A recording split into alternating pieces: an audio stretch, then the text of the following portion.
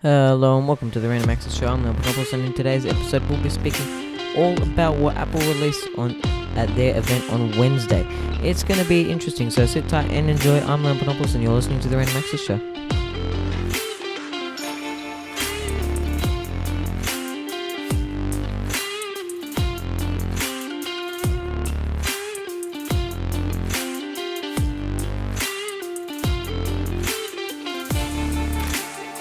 Hello and welcome to the Random Access Show. I'm Leon Panopoulos.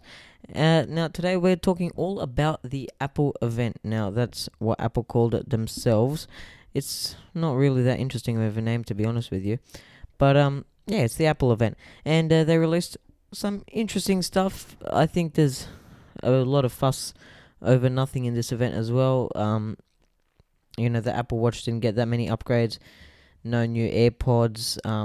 But yeah, the iPhone 15 did get announced and released. Pre-orders are actually open as of 24 hours ago, exactly, as of recording. And but yeah, let's get into it. So the Apple event was on the 13th of September. In the US, it was the 12th, so officially it was the 12th. But here in Australia, it was on the 13th of September, so that's Wednesday for us. And they released the iPhone 15, 15 Pro, Pro Max Plus, the Apple Watch Ultra, and really not much else. But the iPhone 15 did have one of the biggest changes in years, and that's all thanks to the European Union, and I'm actually a fan of this change. The USB, they've got a USB-C port instead of a Lightning port. So if you don't know what I'm talking about, this is your charging port. When you plug in your cable to charge your iPhone, that is, since a long time ago, it's been called the Lightning port.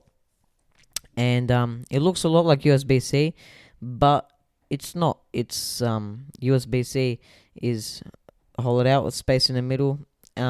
Lightning port is not. And they're just different interfaces, different connections. And it's proprietary. Lightning is actually a proprietary technology that no one else is allowed to use, and Apple loves it so much for whatever reason. And I do not, because whenever I want to be able to use the same charger for my computer and for my phone. And if I need someone's charging cable, I don't want to know, alright, does this, like if I'm going over someone's place, I don't want to know, okay, does this person have a Samsung or do they have an iPhone? Because otherwise, if they have an iPhone, I need to take my cable, right? It gets really annoying sometimes. And now with USB-C being implemented, it changes things, and it makes it a lot easier. Now the EU actually enforced this change, and I did an episode where I mentioned this, and they said that USB-C must be implemented on all phones and laptops by 2024. So obviously, with all thought and basically knew that Apple was going to implement USB-C into their next phone line, and they did. It's big news in the tech world. I'm very excited about it, and I know a lot of other people are. There are people that are against it though, because they think it's restricting Apple and other companies access to create proprietary technologies, which is actually an interesting argument. I'm not going to go into that argument today, but I think I think it has some weight to it, but I also think that this is a good upgrade from the Lightning port. Now, that's not the only change, of course, on the iPhone 15, but it's the biggest one, I'd say. One of the other ones is that all models, not just the Pro, have the dynamic island. So if you don't know what that is, I did an episode on the Apple event last year, and so I mentioned the dynamic island when the iPhone 14 was released, and that was only on the 14 Pro. So now we've got it on the 14 and on the 15 and on the 15 Pro, Pro Max Plus, and all the other models. And so I always wanted a phone with a dynamic island.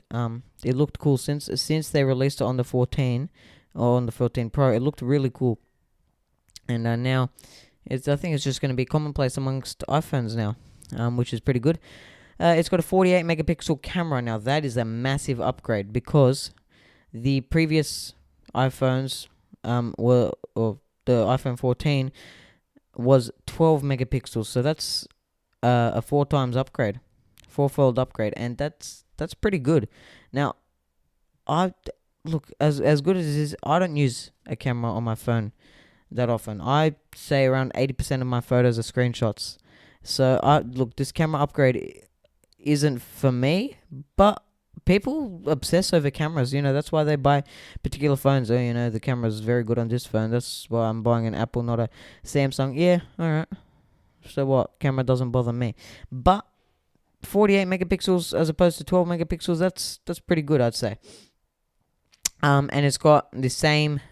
The iPhone 15 has the same chip as the iPhone 14 Pro. So that's the A16 Bionic.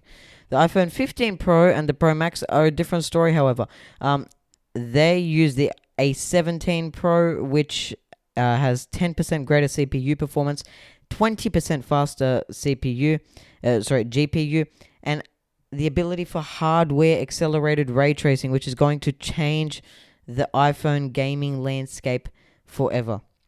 And I know it sounds big, but it's true. Ray tracing on a phone is not something that we've seen, really. And now that's on iPhones. That's going to be pretty cool.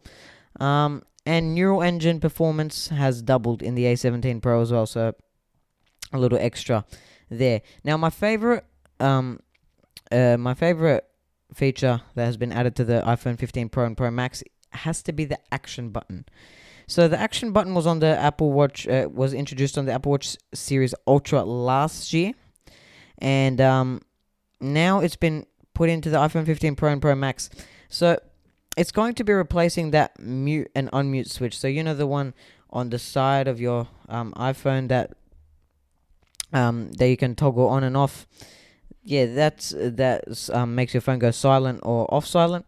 That is being replaced by the action button. Now you can keep the action button and get it to just act as the mute switch, but you can also customize it and change what it does. So you can get it to open the camera, launch an app, turn the flashlight on.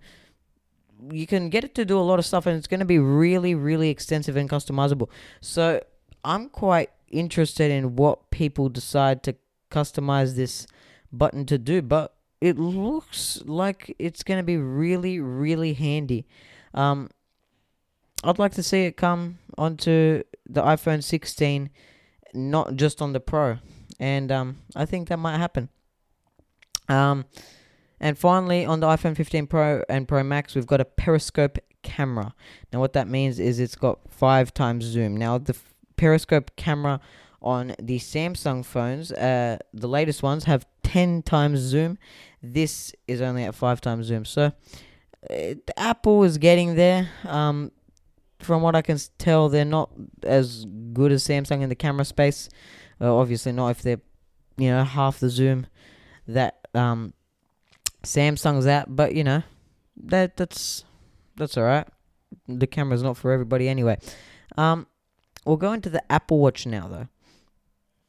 The Apple Watch has one of the most interesting and it's an interesting feature, to say the least. So it's called the double tap gesture, and what it is you tap your index finger and your thumb together, and so you're not touching the watch at all. You're just tapping your index finger and your thumb together, and it's a gesture. It will scroll down on your watch, or it will launch an app. It could do anything, and so it's different. It's interesting, and I want to know who created it. I want to know who came up with this gesture, because I don't know. It's not something you think of. Or we should make a gesture where you tap your thumb and your index finger together.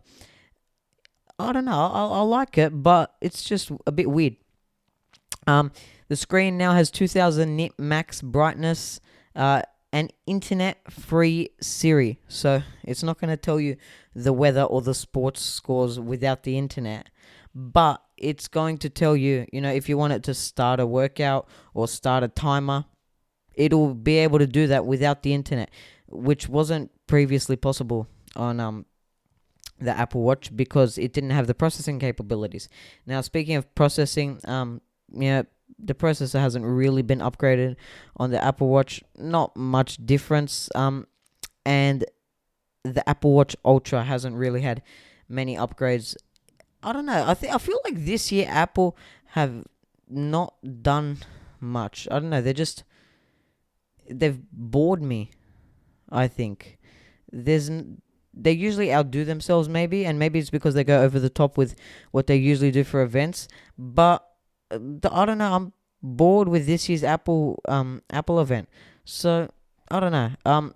Surprisingly, as I'm recording this episode, like halfway through, I got a message from Vodafone saying to pre-order my iPhone 15 Pro.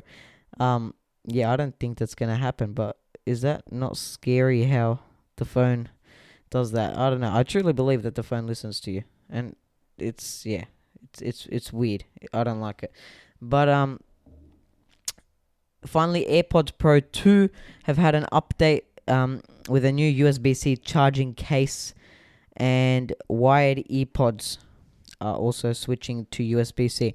There's been no named price increase with all these upgrades for the AirPods and the earpods, so let's just wait and see. But yeah, I'm looking forward to seeing Apple move into the USB-C space. Will be the first time in a while that they've gone into something that's not proprietary, that they've introduced something that's not closed source on their own. They're going into the USB-C space, moving away from Lightning. So it'll be interesting, and yeah, I can't wait to see what comes from all the stuff that they've released at this year's Apple event. But that's it for today on the Random Access Show. I'm Leon Panopoulos. Thanks for tuning in. Make sure to check out our YouTube channel and our website, and join the WhatsApp community to get updates whenever I post an episode. I've also started a new shorts series called Tech Done Fast, where I just go through the latest news topics, the smaller news topics usually, in 3 or 4 minutes. And yeah, check that out on our YouTube channel or on our Spotify or wherever you get your podcasts. I'm Leon Panopoulos, however. You're tuned into the Random Access Show. Have a good weekend.